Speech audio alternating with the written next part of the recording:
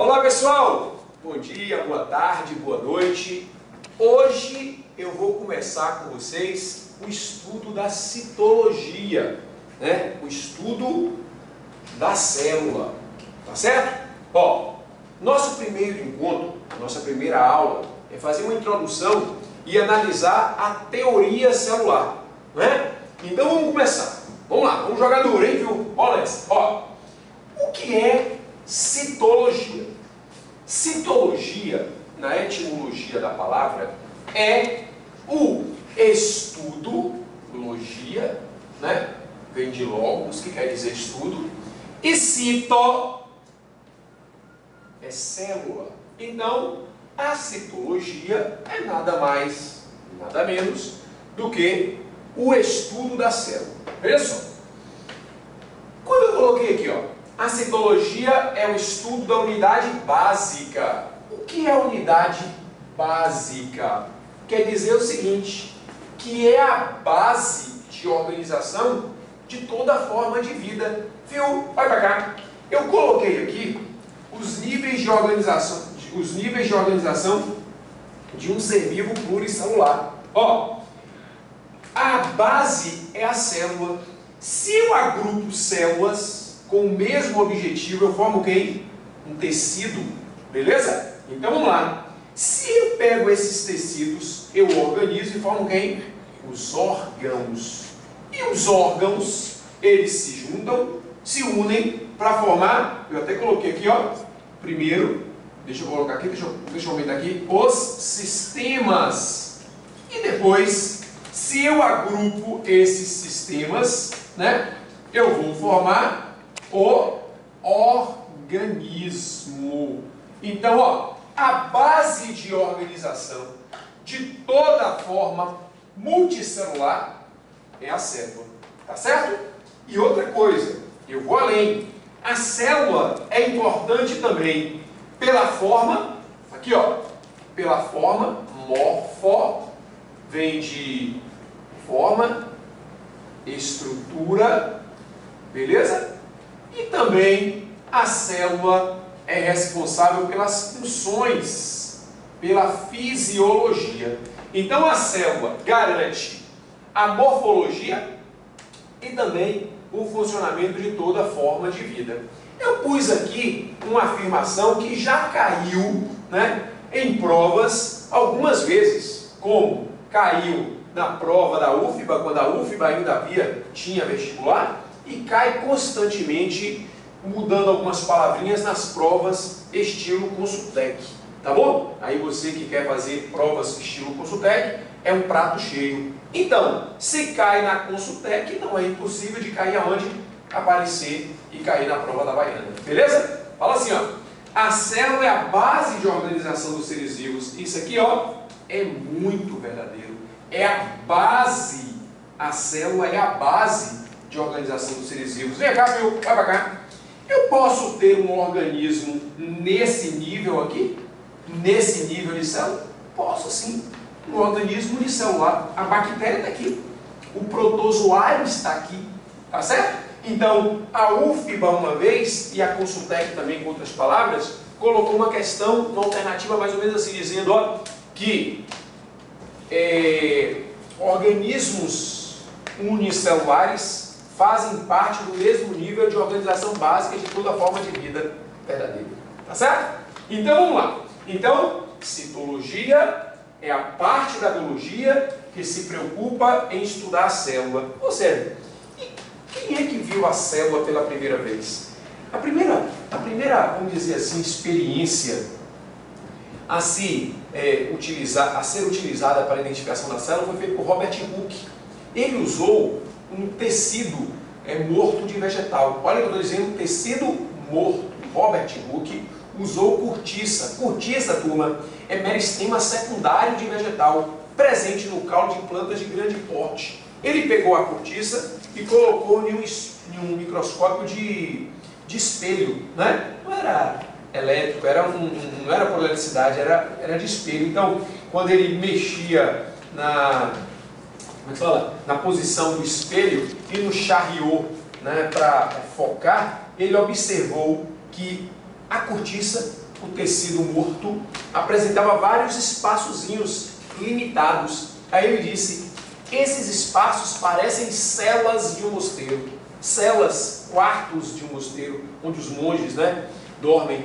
Aí ficou cela, cela, cela, o latim é célula. Então surgiu o termo célula, célula, unidade básica.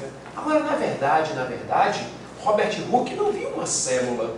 Robert Hooke identificou um espaço onde havia célula. Por quê?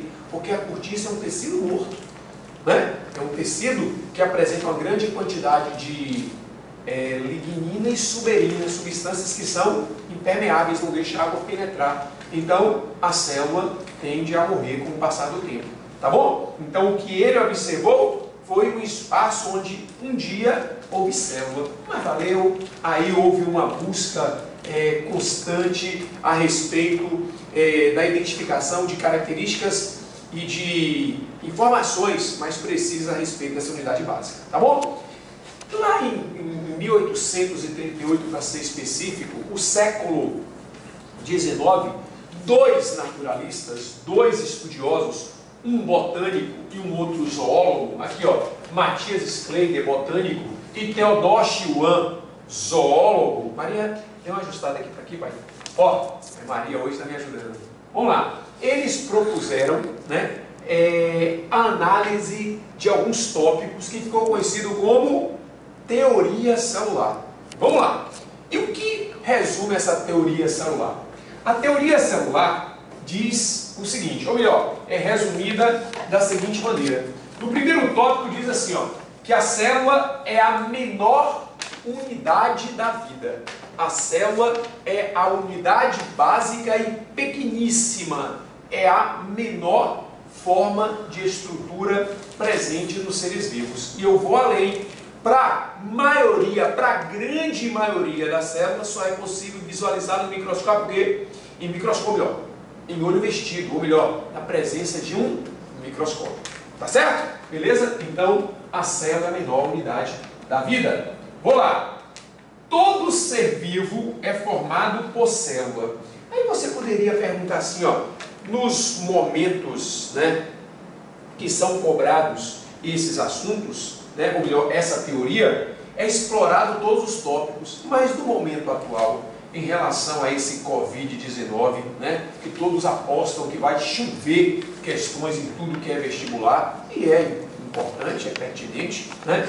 A gente poderia até propor que poderia ser feita uma prova inteira com todas as disciplinas com o tema coronavírus, né? A gente poderia analisar história, geografia, matemática, né, biologia, claro, e todas as outras disciplinas. Nós fizemos agora um simulado no ponto médio, o simulado da Baiana, a primeira etapa, onde várias questões, né, de todas as disciplinas foram relacionadas com essa ação parasitária, essa pandemia, tá bom? Mas por que eu parei para falar desse tópico, para falar de coronavírus? Porque, ó, todo ser vivo é formado por célula, e não em um livro, mas em vários livros, tem uma vírgula depois desse célula aqui, vírgula, exceto os vírus. Eu coloco um ponto, sabe por quê, viu? Porque é o seguinte, hoje em dia existe muita discussão a respeito de vírus ser ou não um ser vivo. Mas, na verdade, nenhum vestibular hoje vai colocar você na parede e perguntar se o vírus é não um ser vivo. Hoje não se discute isso. Se discute coisas muito mais importantes, muito mais relevantes. O que é para mim? O que é para serve? Aqui, ó, biólogo, né?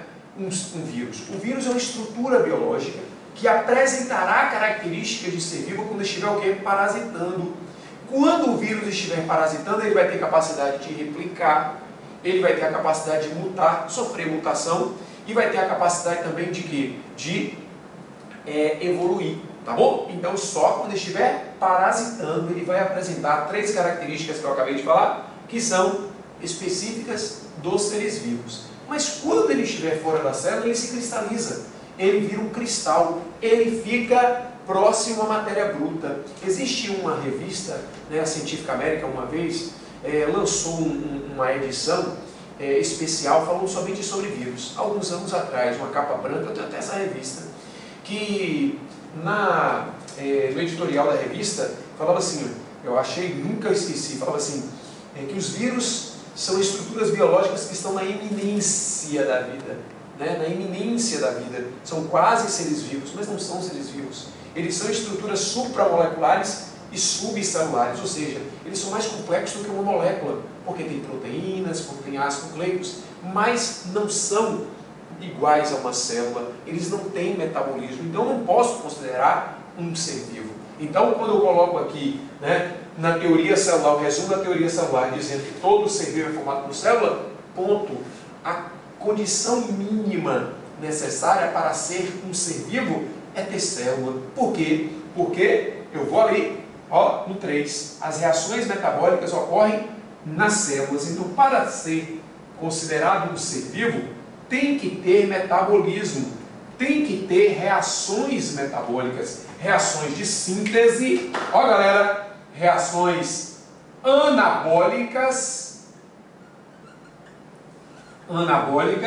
e reações catabólicas. Aí ó, eu quero, aí na página 25, né, de alguns livros aí, tem lá do pessoal, mas ó, as características anabólicas e as características catabólicas são características de célula. Então, ó, para eu ter síntese, para eu ter quebra dentro de uma análise metabólica, tem que ser o quê? Dentro da célula. Tá certo? É uma condição sine qua non, dependente. Perfeito? Ó, e outra coisa. Toda célula é originada de uma outra pré-existente. Então, toda célula é originada de uma que já existe. Por exemplo, aqui eu tenho um espermatozoide e aqui eu tenho um ovócito secundário. Quando o espermatozoide se liga com o ovócito secundário, né, e funde os núcleos, espermatozoide e óvulo, forma essa célulazinha aqui, ó, chamada de zigoto ou célula-ovo. Essa célula-ovo ou zigoto vai gerar, vamos dizer aqui que seja um ser vivo, um ser humano, vai gerar esse ser humano. Esse ser humano apresenta em cada quilo aproximadamente 1 bilhão de células. Então, todas as células foram originadas de uma que já existia. Aí você deve me perguntar, sim, se toda célula vem de uma que já existe, como surgiu a primeira célula? A primeira célula, possivelmente, nós já estudamos isso em evolução, né, biológica, em origem da vida e evolução bioquímica biológica. Possivelmente, a primeira célula foi originada na grande evolução molecular, através de transformações químicas de moléculas simples em moléculas complexas, até formar a célula. Mas hoje em dia, a célula, né, que constitui os seres vivos são originadas de quê? De uma célula pré-existente. Então, resumindo esses 4 tópicos. Todo ser vivo possui célula. A célula é a unidade básica de formação, é a menor unidade de organização e básica de toda forma de vida, tá certo? Toda a reação metabólica da célula acontece, todas as reações metabólicas dos seres vivos acontecem dentro da célula, e toda a célula é originada de uma outra que já existe, uma pré-existente. Beleza. Acontece que nós podemos inserir na teoria celular, na análise da célula, esse tópico, esse aqui, ó. As células apresentam material genético. Então, toda característica de um ser vivo, toda a expressão das características de um ser vivo estão diretamente relacionadas com o material genético encontrado onde? Dentro da célula, né? Ora, envolvido por uma carioteca, na célula eucariótica, ora, disperso no citoplasma, enquanto as células, o quê? Nas células procarióticas. Então, turma, analisar, né, a célula, estudar a célula é muito importante. Por quê? Porque nós vamos ver, a partir de agora, a organização das células quanto a alguns critérios, quanto ao seu tamanho, quanto ao seu tempo de vida, quanto à sua diferenciação, quanto à sua nutrição, quanto à sua diferenciação. Quando eu souber, né, quando eu tiver, vamos dizer assim, a clareza e a segurança de que as células podem ser classificadas sob alguns critérios, eu aí vou começar a analisar a célula em si, a célula isoladamente. O que uma célula tem? Tem uma membrana plasmática? Qual é a sua função? Qual é a função da membrana plasmática? analisando o transporte passivo, o transporte ativo, tá bom? A pinocitose, a fagocitose, beleza. E depois, como vai ser processado, como serão processados, né, esses componentes que entram na célula, que adentram na célula. Como? O que vai fazer a célula funcionar? A célula tem órgão? Tem. A célula tem capacidade de gerir? Tem. De criar energia? Tem. De sintetizar? Tem. De elaborar? Tem. Vamos estudar aqui as organelas. Beleza? Então, beleza, Fio? Esse é o nosso primeiro encontro a respeito de citologia. Valeu!